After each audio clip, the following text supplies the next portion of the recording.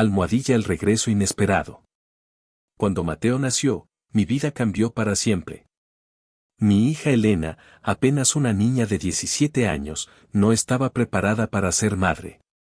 El padre del niño desapareció al enterarse del embarazo, y Elena, abrumada por el miedo y la responsabilidad, huyó una noche de invierno dejando solo una nota: papá, no puedo hacer esto. Cuida de él mejor que yo.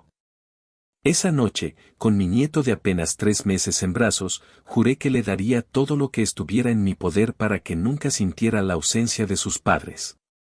Los primeros años fueron difíciles. Yo, Roberto Mendoza, un profesor de literatura jubilado, tuve que aprender a cambiar pañales, preparar biberones y calmar llantos nocturnos. Mis manos, acostumbradas a pasar páginas de libros, ahora sostenían a una criatura que dependía completamente de mí. Cada noche, mientras Mateo dormía, yo miraba su rostro angelical y le contaba historias sobre su madre, embelleciendo la verdad, creando una heroína que tuvo que partir por circunstancias más allá de su control. Nunca quise que creciera con resentimiento. Mateo demostró ser un niño extraordinario desde temprana edad. Su curiosidad insaciable y su capacidad para concentrarse eran asombrosas. A los 5 años, mientras otros niños jugaban con carritos, él desarmaba juguetes para ver cómo funcionaban y los volvía a armar con precisión sorprendente. En la escuela primaria, sus maestros me llamaban constantemente para hablarme de su inteligencia excepcional. Señor Mendoza, me decía su maestra de ciencias, su nieto tiene un don especial para entender cómo funcionan las cosas, especialmente el cuerpo humano. Cuando Mateo cumplió 12 años, me confesó su sueño: abuelo, quiero ser médico. Quiero arreglar personas como arreglo mis juguetes. Sus ojos brillaban con una determinación que me recordaba a Elena en sus mejores momentos, antes de que el miedo la consumiera. Esa noche, después de acostarlo, saqué mis ahorros y los conté.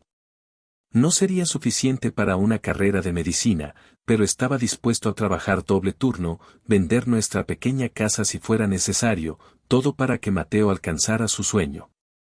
Los años de secundaria pasaron volando. Mateo se graduó con honores y consiguió una beca parcial para estudiar medicina. Yo volví a dar clases particulares de literatura y conseguí un trabajo nocturno como vigilante en una biblioteca. El cansancio era constante, pero ver a Mateo sumergido en sus libros de anatomía, fisiología y bioquímica hacía que todo valiera la pena. Durante sus años universitarios, apenas dormíamos. Él estudiando hasta altas horas de la madrugada, yo trabajando para complementar su beca.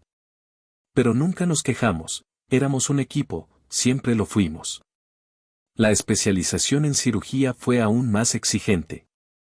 Recuerdo las noches en que Mateo llegaba exhausto después de guardias de 36 horas, con ojeras profundas pero con una sonrisa de satisfacción. Hoy salvé una vida, abuelo, me decía, y todo el cansancio acumulado en mi cuerpo de 70 años se desvanecía al instante. Durante esos años, mi salud comenzó a deteriorarse. Un leve temblor en mis manos, algunos olvidos ocasionales, nada grave según yo, aunque Mateo, con su ojo clínico, comenzó a preocuparse. A los 35 años, Mateo Mendoza se convirtió en el jefe del departamento de neurocirugía del Hospital Central, el más joven en ocupar ese puesto. Sus técnicas innovadoras para operar tumores cerebrales considerados inoperables lo catapultaron a la fama médica internacional. Revistas especializadas publicaban sus artículos, universidades prestigiosas lo invitaban a dar conferencias. Mi nieto, aquel bebé que una vez sostuve en mis brazos temblorosos, ahora era conocido como el mago del bisturí, el cirujano que realizaba milagros cuando otros médicos se rendían. A pesar de su éxito, Mateo seguía siendo el mismo niño humilde y cariñoso. Nos mudamos a un apartamento más grande y cómodo, pero él insistía en que viviéramos juntos. Mi lugar está contigo, abuelo, me decía cuando le sugería que quizás querría su propio espacio. Cada domingo, sin importar cuán ocupada fuera su semana, cocinábamos juntos y veíamos viejas películas, una tradición que mantuvimos desde que era pequeño. En esos momentos, a veces notaba una sombra de tristeza en sus ojos, especialmente en fechas como el Día de la Madre. Aunque nunca lo admitía, yo sabía que la ausencia de Elena seguía siendo una herida abierta. Fue en el 50º cumpleaños de Mateo cuando nuestras vidas dieron un vuelco inesperado.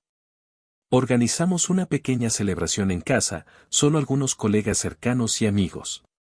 Yo había preparado su pastel favorito de chocolate y almendras, siguiendo la receta de mi difunta esposa.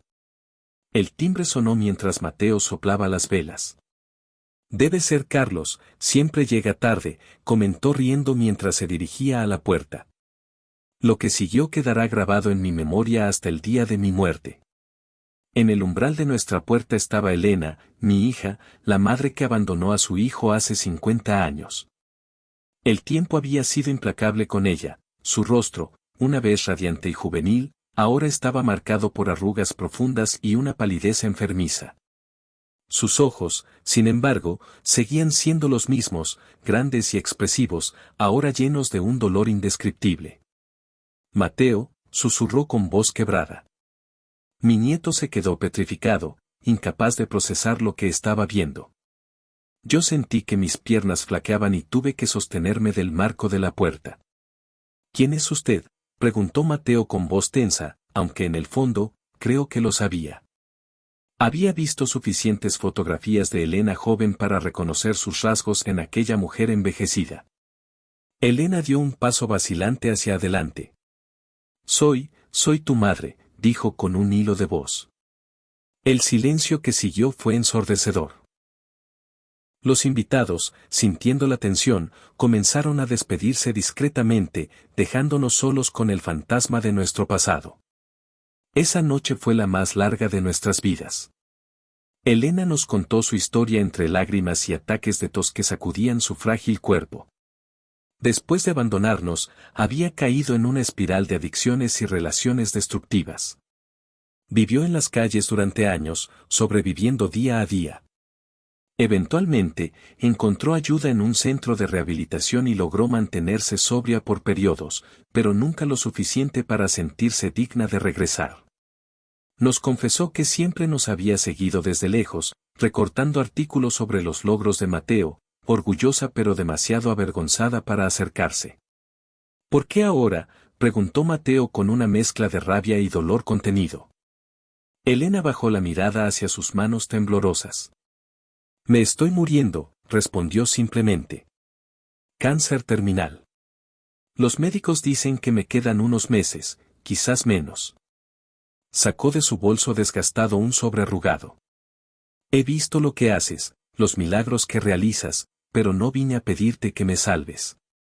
Vine a pedirte perdón antes de irme. Mateo, el cirujano que nunca perdía la compostura en el quirófano, que tomaba decisiones de vida o muerte con manos firmes, ahora temblaba como una hoja. Se levantó abruptamente y salió del apartamento sin decir palabra. Lo dejé ir, sabiendo que necesitaba espacio. Me quedé a solas con mi hija, esta extraña que una vez fue parte de mí. Papá, murmuró Elena tomando mi mano, lo criaste tan bien. Es un hombre extraordinario. Asentí en silencio, incapaz de articular las emociones contradictorias que me embargaban, el amor por mi hija que nunca murió, el resentimiento por su abandono, el miedo a perderla nuevamente, esta vez para siempre. Mateo regresó al amanecer, con los ojos enrojecidos pero con una calma renovada. Se sentó frente a Elena, quien se había quedado dormida en el sofá, y esperó pacientemente a que despertara. Cuando abrió los ojos y lo vio, una sonrisa tímida iluminó su rostro demacrado. He revisado tus exámenes, dijo Mateo con voz profesional. Elena lo miró confundida. Los pedí al hospital donde te diagnosticaron, explicó. Tu caso es complicado, pero no imposible. Hay un tratamiento experimental que podría funcionar. Lo que siguió fueron meses de una batalla feroz contra el cáncer. Mateo movilizó todos sus contactos, consultó con especialistas internacionales, incluso postuló a Elena para un ensayo clínico revolucionario. Yo observaba con asombro cómo mi nieto, quien tenía todo el derecho a guardar rencor, luchaba incansablemente por salvar a la mujer que lo había abandonado. Durante las sesiones de quimioterapia, Mateo le sostenía el cabello mientras vomitaba. Durante las noches de fiebre y dolor, le leía los mismos cuentos que yo le había leído a él de niño. Elena, por su parte, se aferraba a la vida con una determinación que nunca le conocí. «Quiero tiempo», me confesó una tarde mientras esperábamos los resultados de una biopsia. «Tiempo para conocerlo, para compensar aunque sea una fracción de lo que perdí». Le tomé la mano, notando lo similar que era a la mía, con las mismas venas prominentes, la misma forma de los dedos. «El tiempo no se recupera, Elena», le dije con suavidad, «pero podemos hacer que el que nos queda valga la pena». Contra todo pronóstico, el tratamiento comenzó a funcionar. El tumor se redujo lo suficiente para que Mateo pudiera operarla. Nunca olvidaré la noche anterior a la cirugía. Los tres estábamos sentados en la sala de estar, Elena en el centro, Mateo y yo flanqueándola como guardianes. «Mañana estarás en las mejores manos del país», le aseguré. Elena sonrió débilmente. «Lo sé». «Siempre lo estuvo», respondió, mirando a Mateo con un orgullo que trascendía cualquier derecho maternal que pudiera reclamar. La operación duró 12 horas. Yo esperé en la capilla del hospital, rezando a un Dios en el que no estaba seguro de creer, negociando promesas imposibles a cambio de 2 milagros, que mi hija sobreviviera y que mi nieto encontrara paz. Cuando Mateo finalmente apareció, con su gorro quirúrgico aún puesto y una expresión indescifrable, contuve la respiración. «Lo logramos, abuelo», dijo con voz exhausta pero triunfante. «No puedo prometer que esté curada, pero le hemos dado tiempo». La recuperación fue lenta y dolorosa. Elena pasó semanas en el hospital, luchando contra infecciones y complicaciones. Mateo dividía su tiempo entre sus otros pacientes y su madre, supervisando personalmente cada aspecto de su tratamiento. Yo me encargaba de mantener nuestro hogar funcionando, preparando comidas que Elena pudiera tolerar, organizando sus medicamentos, creando un espacio para cuando pudiera regresar con nosotros. 6 meses después de la operación, los tres celebramos el primer día de la madre que Elena pasaba con su hijo. Fue una celebración sencilla pero profundamente significativa. Mateo le regaló un álbum con fotografías de su infancia y adolescencia, momentos que ella se había perdido pero que ahora podía contemplar. Elena lloró al ver a su hijo crecer a través de imágenes congeladas en el tiempo. «Gracias por ser el padre que yo no pude ser», me dijo esa noche, cuando Mateo se había retirado a descansar. Han pasado 5 años desde el regreso de Elena. El cáncer está en remisión, aunque las secuelas de la enfermedad y el tratamiento la han dejado frágil. Vive con nosotros, ocupando la habitación de invitados que Mateo adaptó especialmente para ella. Mi nieto sigue siendo el mejor neurocirujano del país, pero ahora dedica más tiempo a la investigación y menos a las operaciones maratónicas. Dice que quiere equilibrar su vida, que entendió que el tiempo es el recurso más valioso que tenemos. En cuanto a mí, a mis 92 años, observo con serenidad cómo se ha cerrado este círculo imperfecto. Veo a mi hija y a mi nieto construyendo lentamente una relación que nunca debió interrumpirse.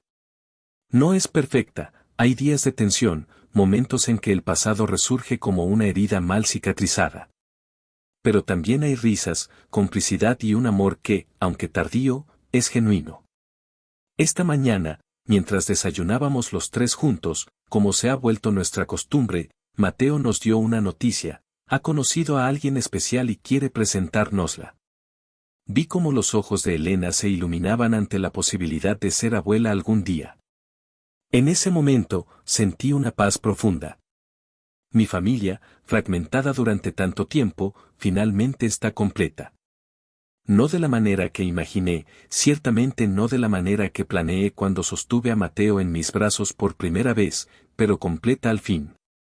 La vida, he aprendido, rara vez sigue los caminos que esperamos. A veces nos lleva por senderos oscuros y dolorosos antes de mostrarnos la luz. Pero si hay algo que estos años me han enseñado es que nunca es tarde para sanar, para perdonar, para comenzar de nuevo. Como le digo a menudo a Mateo, no son nuestras heridas las que nos definen, sino cómo elegimos curarlas.